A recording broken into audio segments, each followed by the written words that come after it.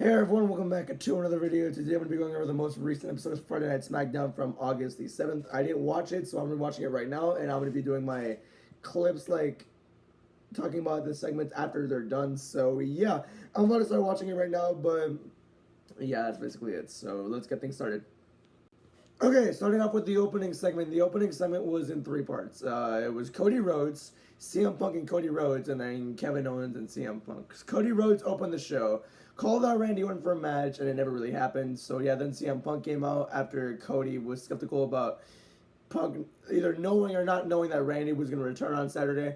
Punk came out, and then they had the little segment, and then at the very end, Punk shouted, "Just say when," it looked like we're going to get another title match between these two at some point. I don't know why I'm thinking WrestleMania. I think it's been in the plans for a while. I think it's been known for, not known, but it's been subtly hinted for a while that Punk and Cody would cross paths at WrestleMania. I mean, it's been built up kind of like that, so I would not be surprised if that ends up happening. I don't prefer it, but I wouldn't be surprised. And then Kevin Owens came out, first SmackDown appearance, and since that time, he had to announce that he broke his neck and he had to leave. Which I'm so glad to see Kevin Owens back. He was one of my favorites when I started watching. I started watching in 2023. And the first event I saw was WrestleMania. I saw the Dom and Ray match. I saw the Rhea Charlotte match, and I saw the Usos versus KO and Sammy. Yeah, it was very cool. I liked Kevin Owens a lot, and I'm so happy to see him back. And yeah, he had not the most heated exchange, but it was intense enough to where they had to be separated at some point.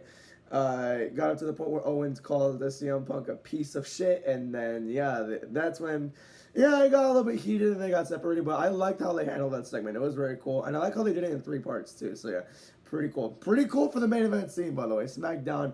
I mean, so far it's already a really good start. 4 out of 5. Let's move on. Alright, next up was Baron Corbin versus Trick Williams for the United States Championship in a rematch from SummerSlam. So, yeah, that's up there. I thought this match was pretty fun, much better than their SummerSlam match. I thought the SummerSlam match was pretty much mid. But this one was pretty enjoyable, in my opinion. It was a bit more energetic, and it had more backing from the crowd as well, so that helped a lot. Trick Williams, Baron Corbin cheated again. He used the title into the face of Trick Williams, and he retained like that, which makes me think that Trick Williams is going to the main event scene soon. So, yeah, I think he's going to win Money in the Bank, too. So, that's going to be pretty fun to see there. So, yeah, as for the U.S. title, Carmelo Hayes actually attacked Baron Corbin backstage, and he's going to get a match for the title next Friday, which I'm thinking Carmelo wins that, which, yeah, that'll be pretty fun to see. We'll see. But yeah, for the match, I'll give it a 3.5 out of 5. For the execution, I'm going to give it a thumbs up. I think it was well done to protect Trick. And yeah, for the U.S. title division, Carmelo attacking backstage was well done as well. Thumbs up there too. So yeah, let's move on. Alright, next up was the Women's Tag Team Championship. Not really the Tag Team Championship. You had a promo, first of all, that was supposed to be a celebration for Chelsea Green, but nothing really much else was said. The only thing that was set up was the match. Now, the match was... if Fatal Influence can retain the titles, then JC Jane can go after the Women's U.S. Championship next week. And that's what happened. Fatal Influence got the win after JC Jane kind of interfered and they retained. So yeah, now next week JC Jane going to face Tiffany for the Women's U.S. title. I hope she wins that low-key. But yeah, match was mid to decent, I'll say. It was just there. It served its purpose, and that was pretty much about it. And then after that, the Irresistible Forces attacked Chelsea and Tiffany after the match concluded. Now, people hate Nia Jax a lot, which, okay, kind of warranted, I guess, but people hate Nia Jax. That's why they hated this. But I don't hate that they're making more people, or that they're feeding the division more contenders. Like Nia Jax, yeah, she's not the most likable person ever, but at least it gives Chelsea someone to face right away instead of waiting 100 days for her to face somebody, aka Liv Morgan. But they're doing well with the Raw Women's Division too. And yeah, I don't hate this move. I don't like Nia Jax that much, but I don't hate the move that they're trying to make. So yeah, I'll give the execution of all that a thumbs up. Like JC facing Tiffany next week, and the moving the needle of the main event scene with more women with Lash and Nia. So I'll give it a thumbs up. Even though I don't like Nia Jax so much, I still think it's a good move. So yeah, and for the match, I'll give it a 3 out of 5. It was just there. It served its purpose, like I said. So yeah, let's move on.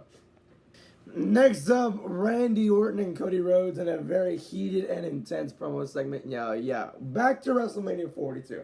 We finally got rid of the Pat McAfee bullshit. We got rid of the Jelly Roll bullshit. Now we're just these two. We got the Punk kick, and we haven't seen Randy since nursing an injury. He came back on last Saturday.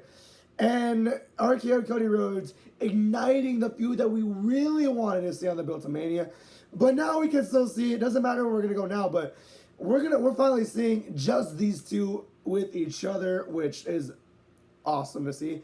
And the promo segment was unbelievably good, dude. Randy had all that. Randy's explanation was pretty good. Cody Rhodes teased the heel turn and the intensity and the heat. Oh my gosh, this is like, people might not like it, but I loved this segment. This was very well done. I'm going to go to 4.5 out of 5, so yeah. I probably have, but I think you should watch it. It's really good, at least in my opinion. But if you don't like it, then sorry. I owe you like a cookie or an ice cream. Sorry. Let's move on. And the main event was Charlotte Flair versus Jade Cargill in a grudge match, basically. Not the grudge match stipulation, because I've heard that's a stipulation, but no, I don't know. It was like a grudge match. You hate each other and you want to fight. Yeah, that was what it was. It started out like very physical too, with all the grappling and all the like the headlocks, not the headlocks, but like it was like literal wrestling at first, because these two hate each other that much, and they made it work really well. This match as well was pretty fun to watch, as well as pretty solid. And then near the end of it is when it got even better, because you had Alexa Bliss, by the way, the faction, the heel faction, like when Meech and BFF came out. And then out comes Alexa Bliss returning, lights go out, and Tatum Paxley debuts. Nice, dude. Did not expect Tatum to debut last night as well, either. That was crazy. When I found out, I'm like, what the fuck? But, yeah, they both came back, or they both came out to combat the attacks, and then Charlotte Flair got the win. Had a really interesting Sister Abigail DDT, but it was a pretty cool tribute to Alexa and Bray Wyatt. Then you had a natural selection that looked terrible, but it got the job done, and yeah, that's about it there. I'm going to give the match a 3.7 out of 5. I enjoyed that match a lot. It is my match of the night. And for the return and the debut of Tatum Paxley and the return of Alexa Bliss, I'm going to give it a thumbs up. It was very well done. If I had to rank the matches here, they are. I mean, it's only 3, so yeah. Charlotte versus Jade, like I said, my match of the night, so yeah. I'm going to give this SmackDown a 4 out of 5. I haven't done that since, like, January or something. That's how ass SmackDown has been, but the first one after SummerSlam, it felt like a good refresh, reset, whatever. You had every single segment and match had something to it. The Punk and Owens segment built to their feud. Carmelo Hayes and Baron Corbin having a match next week. JC and Tiffany having a match next week while Fatal Influence keep the titles. Randy and Cody's feud is starting up again, and then you have Tatum Paxley debuting. It was really sick, and SmackDown, like, for the first time in such a long time, did not feel like a drag to watch. It actually felt really fun. It felt like, damn, I kind of needed more, but nah, I don't want 3 hours back, I promise, but it's going to happen regardless. But I thought this was a very well done show. I'm going to go to 4 out of 5. That's the first time I'm giving that show a good rating in a while. So yeah, well, that's going to be it for this one, everybody. Thank you for watching, and yeah, have a good day. Goodbye.